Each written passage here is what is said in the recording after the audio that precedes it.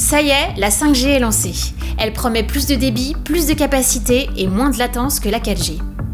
Comment en profiter et est-ce que ça vaut vraiment le coup d'y passer dès maintenant? La 5G, on en entend parler maintenant depuis 2 ans dans l'univers du smartphone. Rappelez-vous, ça a commencé notamment avec des appareils haut de gamme chez Samsung qui étaient des versions 5G du dernier Galaxy S, donc ça coûtait plus de 1000 €. Mais aujourd'hui, ça commence à se démocratiser avec une baisse de prix. C'est en partie dû à de nouveaux processeurs milieu de gamme avec un modem 5G intégré, ce qui permet d'atteindre les 500-600 € généralement. Et même chez certains constructeurs comme Xiaomi avec le Mi 10T Lite, on atteint désormais les 300 € en 5G. Bref, les prix descendent, on devrait toucher l'entrée de gamme l'année prochaine. Tous les constructeurs ont un mobile 5G aujourd'hui. D'ailleurs, chez les 3 meilleurs vendeurs de smartphones, en l'occurrence Samsung, Huawei et Apple, à peu près toutes les gammes sont 5G. Les Galaxy S, les Galaxy Note, les Galaxy Pliant et même quelques Galaxy A chez Samsung, les derniers iPhone 12 chez Apple et Huawei, qui est capable de fabriquer lui-même ses propres modems 5G, a à peu près toute sa gamme 5G aujourd'hui, même s'il y a d'autres problèmes avec les services Google, mais bon, c'est pas l'objet de cette vidéo.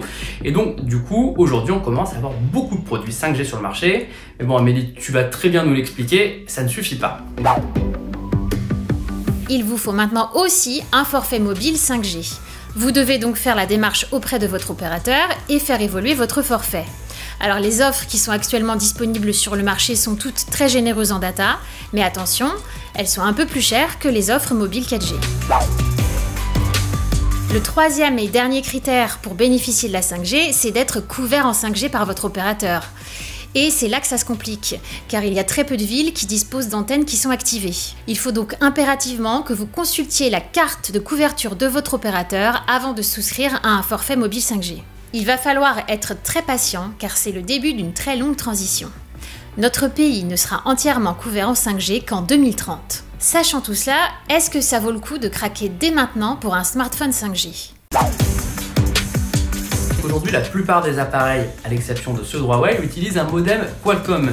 Et ce modem Qualcomm, c'est celui qui permet de décrypter en quelque sorte la 5G, eh bien, il n'est pas encore parfait, loin de là même, il a beaucoup de défauts de jeunesse, notamment au niveau de la consommation d'énergie. Ce qu'ont constaté les testeurs américains ou les testeurs des pays où la 5G est déjà disponible, c'est que par exemple un dernier appareil Samsung ou un iPhone connecté à un réseau 5G, eh bien il va consommer beaucoup plus d'énergie et la batterie va s'effondrer très rapidement. Du coup, certains constructeurs comme Apple par exemple ont eu une ruse assez simple, c'est que lorsque vous êtes connecté en 5G mais que vous n'avez pas besoin d'un super haut débit, eh bien vous rebasculez automatiquement sur la 4G. Du coup, notre recommandation à 01net.com, c'est de ne pas forcément foncer dès maintenant vers un smartphone 5G. Si vous devez changer d'appareil maintenant et que la 5G est disponible sur l'appareil que vous choisissez, tant mieux, mais ne changez pas d'appareil spécifiquement pour la 5G parce que c'est trop tôt. La 5G risque d'être un petit peu décevante au début, car elle va juste améliorer un petit peu le confort que vous avez dans votre expérience utilisateur et elle va servir à décongestionner aussi la 4G. Mais c'est une technologie qui va beaucoup évoluer dans les années à venir.